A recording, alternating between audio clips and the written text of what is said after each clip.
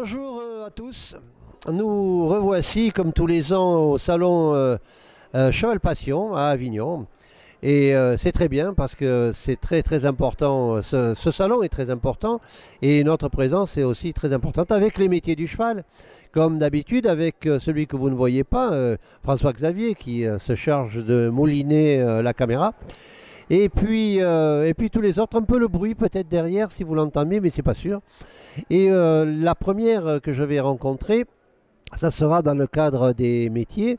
Et elle est maréchal ferrant. Alors c'est moins courant que les hommes maréchal ferrant. Elle s'appelle Stéphanie Legout. Son cursus est particulier. Et puis elle ne fait pas que maréchal ferrant, comme aujourd'hui l'obligation de presque tout le monde. Eh bien il faut faire beaucoup de choses si on veut réussir. Voilà. On va démarrer avec elle et on va démarrer. Elle est petite et est-ce que le cheval ça l'intéresse? Oui, ça a toujours été ma passion. Je monte à cheval depuis l'âge de 6 ans. J'ai toujours voulu en faire mon métier. Donc j'ai commencé professionnellement parlant à travailler dans différentes structures assez jeune, à 14 ans. Et puis par la suite, j'ai voulu rentrer dans le cursus scolaire où j'ai passé un bac pro, élevage du cheval. Et derrière, j'ai passé mon monitorat. Et puis il y a 3-4 ans où j'ai passé mon CAP de maréchal ferrant. Alors c'est compliqué, non, c'est pas compliqué parce que quand on est décidé, on aime ce qu'on fait parce que bon, c'est quand même un métier de passion avant tout. Il faut y mettre de l'énergie, des sacrifices personnels et puis après quand on obtient ce qu'on voulait, on est les plus heureux. Bac Pro, ça a été un événement intéressant?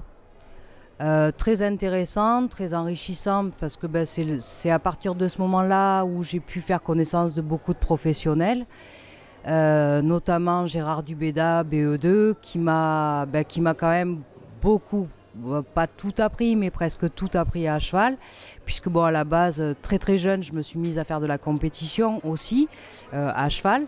J'ai commencé toute jeune à l'âge de 7 ans où j'ai commencé mes premiers CSO et puis rapidement je me suis mise au complet parce que j'ai eu des enseignants qui m'ont amené, qui m'ont fait aimer cette discipline que je pratique toujours, voilà.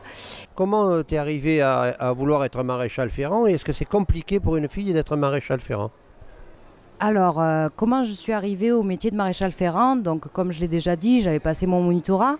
J'ai eu une structure équestre pendant plusieurs années que j'ai été obligée de fermer malheureusement. Et déjà, à l'époque, il fallait faire aussi des économies parce qu'une structure, donc c'est une gestion d'exploitation, et il faut savoir aussi gérer le porte-monnaie.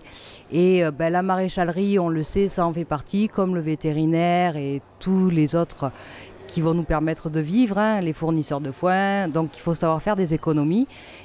Bon, le maréchal ferrant, déjà toute jeune, quand j'étais dans les centres équestres, quand le maréchal ferrant, c'était l'arrivée du Messie. Et je me suis toujours intéressée à ça et pourquoi pas faire des économies, commencer à parer mes poneys, donc avec mon maréchal ferrant à l'époque qui m'a formé sur mes poneys, sur mes Shetland. Et puis après j'ai appris à déferrer pour lui donner la main et puis au final à ferrer. Et à ce moment-là j'ai fermé mes écuries. Ce maréchal-là avait pris sa retraite. Il m'a dit si tu veux récupérer la clientèle, il faut passer le diplôme. Ah oui, diplôme c'est un CAP? C'est un CAP, alors il y a le CAP et puis après pour un peu plus il y a le BTM, mais déjà avec un CAP et une bonne formation, on peut exercer ce métier-là sans problème. Et pour une femme, pour moi ça ne me pose aucun souci. C'est sûr qu'après j'étais déjà dans le milieu du cheval, on sait que c'est un milieu difficile physiquement, on n'a pas de samedi, on n'a pas de dimanche, c'est du lundi matin au dimanche soir, on n'a pas d'horaire non plus. Donc après, quand on est déjà cavalier, qu'on monte 7 chevaux à la journée, c'est sûr que le soir, on ne demande pas son reste. Maréchal ferrant, c'est un peu pareil. Après, c'est toute une gestuelle, c'est une musculature à avoir. Et qu'on soit homme ou femme, pour moi, je pense que c'est la même chose. Mon métier de cavalière fait que je travaille pour des éleveurs, notamment une éleveuse en Lozère de pur sang arabe, Isabelle Pascal, où ça fait déjà 3 ans que je travaille pour elle, où je lui fais l'éducation des poulains sur le site en Lozère où je me déplace régulièrement. Et ensuite, je prends ces chevaux quand ils arrivent à 3-4 ans pour le débourrage. Et derrière, on va les valoriser en endurance pour la commercialisation, pour l'image de l'élevage. Alors, vivre du métier du cheval, oui, on y arrive, mais comme me disaient les anciens, dans les chevaux, pour gagner sa vie dans les chevaux, c'est assez compliqué puisqu'il faut commencer milliardaire pour finir millionnaire. Donc, bon, on le sait, c'est un métier de passion, mais déjà, si on arrive au moins à manger et payer ses factures, c'est pas mal. Et puis, bon, la plus belle des choses, c'est de vivre de sa passion, parce que c'est pas donné à tout le monde, quoi. Une question que l'on se pose aujourd'hui un petit peu plus souvent, c'est cette propension à un certain nombre de gens de ne pas plus vouloir ferrer les chevaux. C'est quoi ton opinion? Alors, plus vouloir ferrer les chevaux, je veux bien l'entendre, dans le sens où le cheval, bon, à la base, c'est sûr, hein, on est tous d'accord, il n'a pas de fer, mais quand on l'utilise pour le travail et que le pied s'use et qu'après on a une répartition sur tout le corps où on va endommager les reins, les articulations, eh ben, pour moi, c'est essentiel de ferrer les chevaux.